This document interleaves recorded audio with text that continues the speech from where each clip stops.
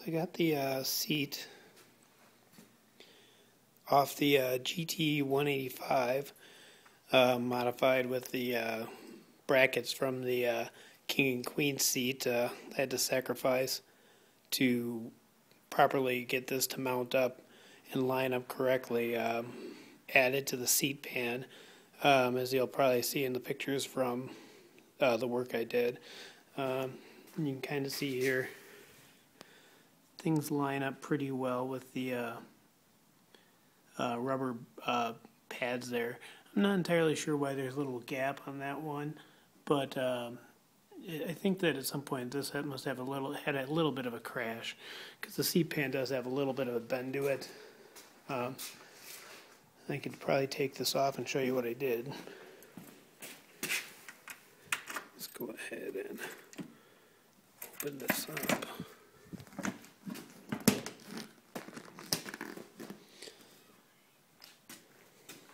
Basically, this guy here had to be cut out of the seat pan and then mounted here. And this one here was just screwed on, so that wasn't a big issue at all.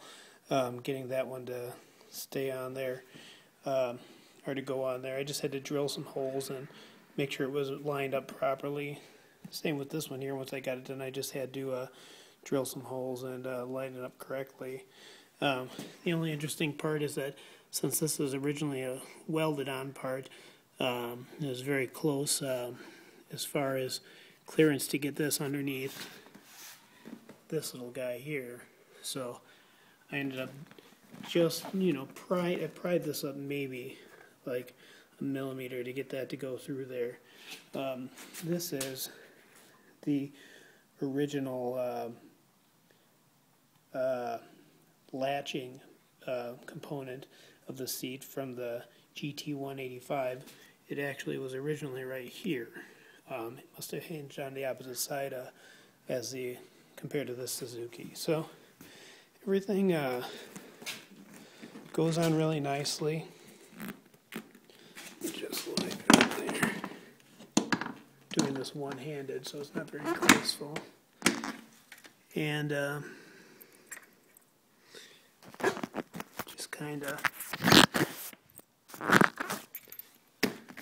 comes closed. It's actually a little bit sturdier than the King and Queen seat, because I actually, was able to custom fit these in here and measure them to get them to fit correctly.